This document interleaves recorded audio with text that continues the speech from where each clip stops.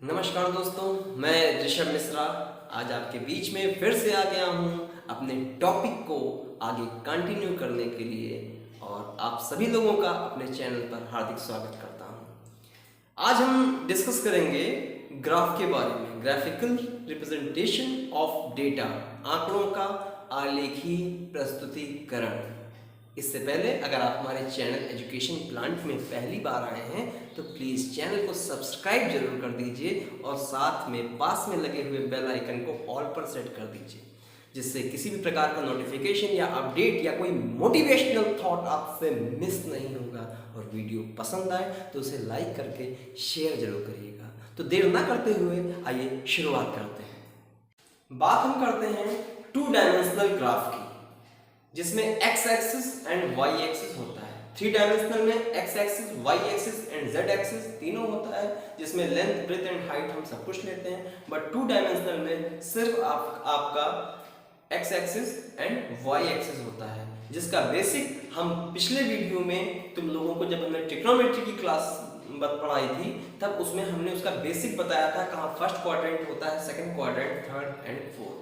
तो आज हम फोकस करेंगे कि जो उसका फर्स्ट क्वाड्रेंट होता है उसमें हम किन किन तरीकों से आंकड़ों को रिप्रेजेंट करते हैं। तो आइए उसको देखते हैं। सबसे पहले उदाहरण हम लेते हैं X axis and Y axis का।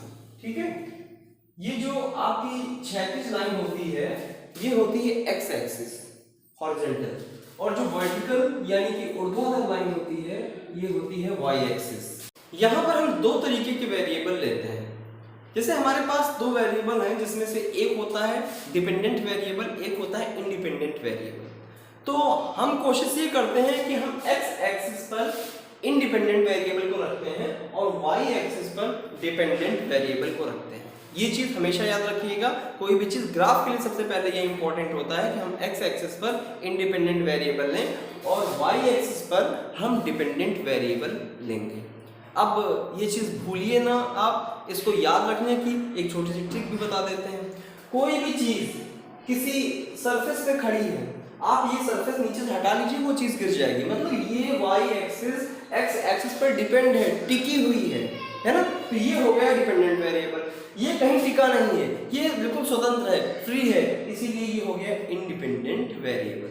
तो अब अगर हमारे पास अगर आंकड़े होते हैं तो 2 तरीके के वेरिएबल्स उसमें होंगे, जिसमें से एक आपका डिपेंडेंट वेरिएबल होगा और एक इंडिपेंडेंट वेरिएबल होगा। आपको पहचानना होगा पहले कि कौन सा हमारा डिपेंडेंट है और कौन सा इंडिपेंडेंट है, उसी के अकॉर्डिंग हम एक्स एक्सिस और वाई एक्सिस पर वैल्यूज को रखेंगे।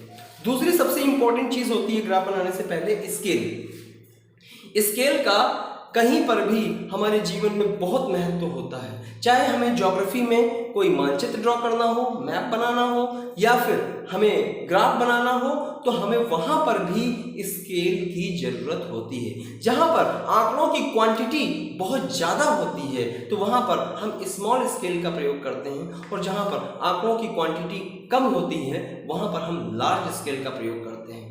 ये हम ग्राफ के लिए भी करते हैं और ये हम ज्योग्राफी में मानचित्र के लिए भी करते हैं। सपोज आपको वर्ल्ड का मैप ड्रॉ करना है, बड़ी चीज का ड्रॉ करना है ना, पेपर का साइज आपके पास छोटा ही है, तो वहां पर आपको स्मॉल स्केल का प्रयोग करना पड़ेगा। और अगर आपको छोटी चीज का मैप ड्रॉ करना है, सपोज स्टेट हो गया, डिस्ट्रिक्ट हो गया, या अदर कोई छोटी सोसाइटी हो गई, उसका ड्रॉ करना है, तो आप लार्ज स्केल का प्रयोग कर सकते हो।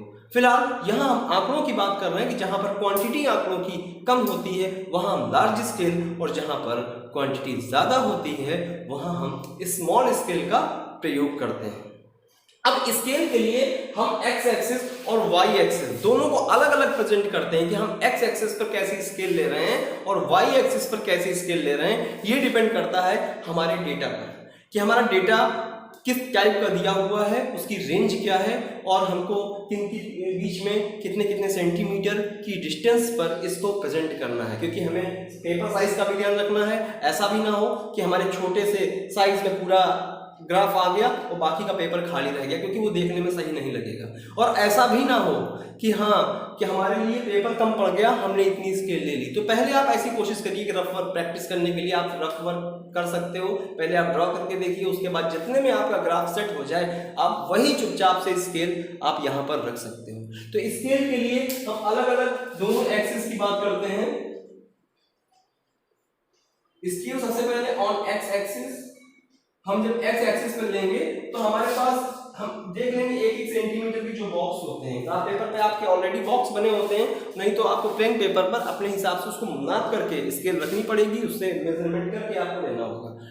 ठीक है, सपोज यहाँ पर हम कोई डेटा ले रहे हैं इंडिपेंडेंट वेरिएबल का, ठीक, तो हम क्या करते हैं, जैसे मान लिया हमको पता है कि हाँ एक एक सेंटीमीटर की डिस्टेंस पर्याप्त है, तो हम वहां पर लिख लेंगे 1 सेंटीमीटर इज इक्वल्स टू, आगे डिपेंड करता है डेटा क्या है, उसमें क्या दिखाना है, सपोज नंबर ऑफ स्टूडेंट दिखाने हैं, सपोज हमें किसी संस्था के नाम दिखाने हैं, कंट्री का नाम दिखाना है, तो हम यहाँ पे लिख लेंगे इस तरीके से 1 centimetre is equals to 1 country.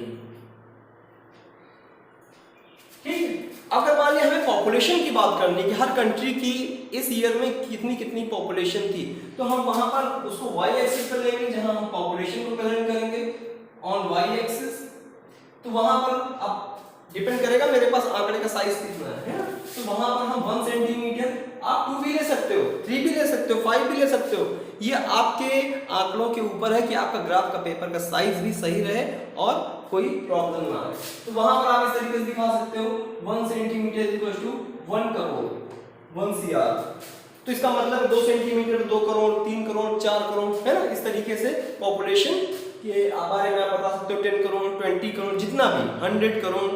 अब अगर बाई चांस आपने लिया 1 सेंटीमीटर 1 करोड़, ठीक है, तो अब अगर मान लो आपको 10 20 30 40 50 60 70 80 90 100 110 120 130 जैसा कि इंडिया की पॉपुलेशन 130 140 इस तरीके से आगे जाना है, तो हम यहाँ पर रखते जाएंगे, बट यहाँ पर इसके हमने 1 सेंटीमीटर इक्वल टू 1 CR ले लिया, तो वहां आपको स्केल साइज को थोड़ा सा बढ़ाना पड़ेगा, ठीक है, क्योंकि ऐसे आप प्रेजेंट नहीं कर पाओगे।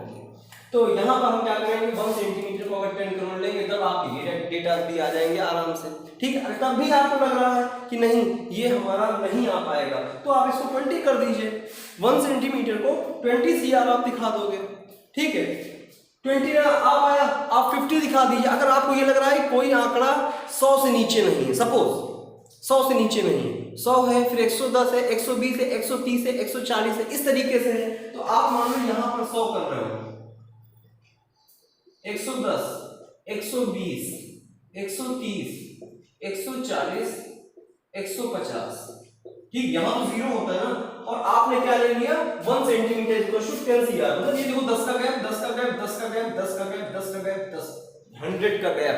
अगर आपका देखो हर जगह 10 का गैप दिख रहा है, यहाँ 100 का गैप दिख रहा है, और स्केल में आपने 1 सेंटीमीटर इक्वल टू 10 CR दिखाया है, तो यहाँ पर 100 का गैप दिख रहा है, 1 सेंटीमीटर पर ही आपका का पूरा ग्राफ कैंसिल कर दिया जाएगा, पूरा गलत हो जाएगा, पूरा रॉन्ग हो जाएगा। ऐसी सिचुएशन में हम क्या करें, क्योंकि अगर हम और ऊपर शिफ्ट करते हैं 10 20 30 40 50 60 100 तक जाते हैं, तब तक मेरा ग्राफ खत्म हो जाएगा और जरूरत उसके बाद पड़ेगी। तो ऐसी सिचुएशन में हम करें क्या, तो ऐसी सिचुएशन में हम क्या करते हैं, यहां से थोड़ा सा रफ करके इसमें हम वेरिएशन दिखा देते हैं,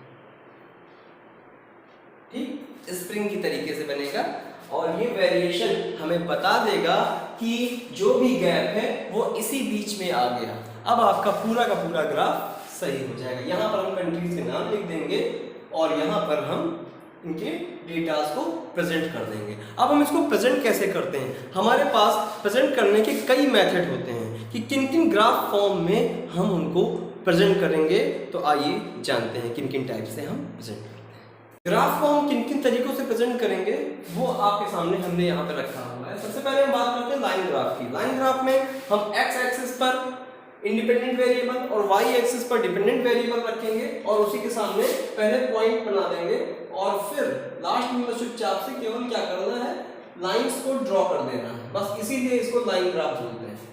हम लाइंस ड्रॉ कर देंगे, मेरा लाइन ग्राफ तैयार। फिर दूसरी हम बात करते हैं फ्रीक्वेंसी पॉलीगन। पॉलीगन में गन वर्ड आता है, मींस जहां भुजाएं हों, जहां साइड्स हों, ठीक है।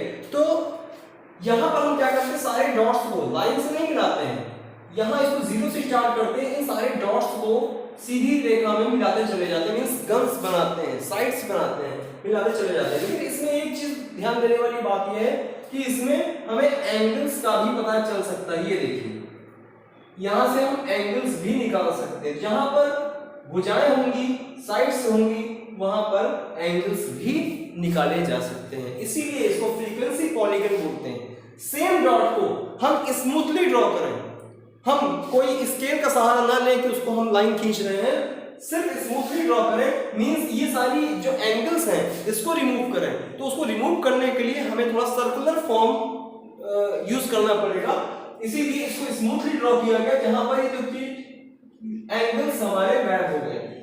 तो जब हम स्मूथली ड्रॉ करते हैं तो उसको कर्व नाम दे देते हैं, इसीलिए इसको बोलते हैं फ्रीक्वेंसी कर्व। इसके बाद बात करते हैं बार ग्राफ की। बार ग्राफ में हमारे पास जो इंडिपेंडेंट वेरिएबल होता है उसकी डिस्टेंस हम कुछ इस तरीके से रखते हैं कि हमको थोड़ा स्पेस मिल सके, और डिपेंडेंट वेरिएबल जिसके सामने भी जाना होता है वहां रखते हैं। इसके बॉक्स हमेशा अलग अलग होंगे, कभी भी बॉक्स मिलेंगे नहीं। इसलिए हमें स्केल को लेते समय बहुत ध्यान रखना होगा कि इतना स्पेस मेरे पास हो कि हम इसको इजीली प्रेजेंट कर सकें। पांचवी बात करते हैं हिस्टोग्राम की। हिस्टोग्राम में जरूरी होता है कि हाँ हम सारे बॉक्स को मिलाकर चलें, इसीलिए इसमें ज्यादातर हम exclusive form of class interval का यूज करते हैं। Exclusive form of class interval में हमारे जो डेटा होते हैं अपर लिमिट नेक्स्ट की लोअर लिमिट से टच में होती है, उसी का यूज करके हम हिस्टोग्राम को ड्रॉ करते हैं। इसके बाद बात करते हैं सीएफ की, cumulative frequency curve. Cumulative frequency curve, आपको क्यूमुलेटिव फ्रीक्वेंसी के बारे में लास्ट क्लास में बताया था, जिसमें हमने कहा हर स्टेप पर फ्रीक्वेंसी को टोटल करते जाएंगे। तो अगर हम टोटल करने की बात करते हैं तो वो क्या होती है, उसकी वैल्यू कभी कम नहीं होती है। अगर कोई फ्रीक्वेंसी जीरो भी हो जाए तो उसकी वैल्यू, क्यूमुलेटिव फ्रीक्वेंसी की वैल्यू स्थिर हो सकती है, लेकिन कभी भी कम नहीं होगी। इसीलिए ये ग्राफ हमेशा बढ़ते हुए क्रम में जाता है, कभी नहीं झुकता है। मींस आप मूवी देखे होंगे तो कह लीजिए ये पुष्पाराज है ना, तो इसमें कभी नीचे नहीं आएगा ग्राफ, हमेशा केवल ऊपर बढ़ता जाएगा। ये हमने दूसरा नाम इसमें ओगिव इसलिए रखा है कि अगर हम क्यूमुलेटिव फ्रीक्वेंसी को जब बढ़ते हुए क्रम में जा रहे हैं तो हम उसकी वैल्यू को परसेंटेज में कन्वर्ट कर लें, तो परसेंटेज में हम यहाँ पर 10%, 20%, 30, 40, 50, 60, 70, 80, 90, 100 तक रखेंगे और ये बढ़ते हुए क्रम में जाएगा। उस पोजीशन को जब हम परसेंटेज में लाते हैं तो उसे ओगिव कहते हैं। ठीक है, लास्ट में हम बात करते हैं पाई चार्ट की। पाई मींस सर्कल, वृत्त चित्र। ठीक है, इसको पाई क्यों बोला जाता है, थोड़ी सी इसकी भी कहानी की चर्चा कर लेते हैं, क्योंकि यहाँ पर ये जो पाई शब्द है ये कांस्टेंट है, ये वेरिएबल नहीं कहा जाएगा। ये जो पाई है, थोड़ा इधर रखते हैं, साइन आ रही है, ये जो पाई है ये एक कांस्टेंट है, इसकी वैल्यू हमेशा फिक्स रहती है 22/7। जिसकी वैल्यू फिक्स हो जाए, कभी चेंज ना हो, कभी वेरी ना करे, तो वो वेरिएबल नहीं होता है, कांस्टेंट होता है। ठीक है, अब इसमें 22/7 क्या है, 22 जो होता है ये डिस्टेंस ऑफ सर्कमफ्रेंसेस होता है, और जो अपॉन 7 रखते हैं ये क्या होता है, हमारा डायमीटर होता है। तो कभी भी आप सर्कमफ्रेंसेस की जो डिस्टेंस है उसका और डायमीटर इनका रेशियो निकालेंगे, ये हमेशा 22/7 में ही रहेगा। मतलब ये रेशियो कभी चेंज नहीं होगा, चाहे आप छोटा सर्किल यूज कर रहे हो चाहे आप बड़ा सर्किल यूज कर रहे हो, रेशियो इसका हमेशा फिक्स होता है। ठीक है, अब जो हमारा ये रोटेशन है ये टोटल 360 डिग्री का होता है। अगर कोई भी आंकड़ा हमारा दिया हुआ है, सबसे पहले देखेंगे कि उसकी क्वांटिटी कितनी है। जितनी क्वांटिटी है वो उसकी जितनी टोटल क्वांटिटी होगी उसकी वैल्यू हम 360 के इक्वल ले करके उसी के अकॉर्डिंग हम बाकी क्वांटिटी को इनके एंगल्स में कन्वर्ट करके ड्रॉ करते हैं। अगर परसेंटेज की बात आती है तो यहाँ पर 100% की वैल्यू हम 360 डिग्री के इक्वल दिखाते हैं। ठीक है, इतनी चीज क्लियर हो गई। अगर 100% को 360 के इक्वल दिखाएंगे तो सीधी सी बात है 1% को 360 डिवाइडेड बाय 100 कर देंगे, और फिर हमें जो भी परसेंटेज निकालना होगा उसको हम मल्टीप्लाई करके उस एंगल पे निकाल देंगे। एंगल्स ड्रॉ करने के बाद हम यहाँ पर अलग अलग सिंबल से इस ग्राफ को प्रेजेंट कर देंगे। इनमें से किसी भी ग्राफ को अगर आपको डिटेल में पढ़ना है तो कमेंट बॉक्स में जरूर लिखें, उसको विद एग्जांपल हम आपको प्रेजेंट करके दिखाएंगे। कोई भी कंफ्यूजन हो, किसी भी प्रकार का हो तो आप संकोच न करिए, कमेंट बॉक्स में डालिए और आगे के लिए अपडेट रहिए। वीडियो पसंद आए तो इसे लाइक करके शेयर जरूर करें। मिलते हैं अगले धमाकेदार वीडियो में, तब तक के लिए wish you all the best.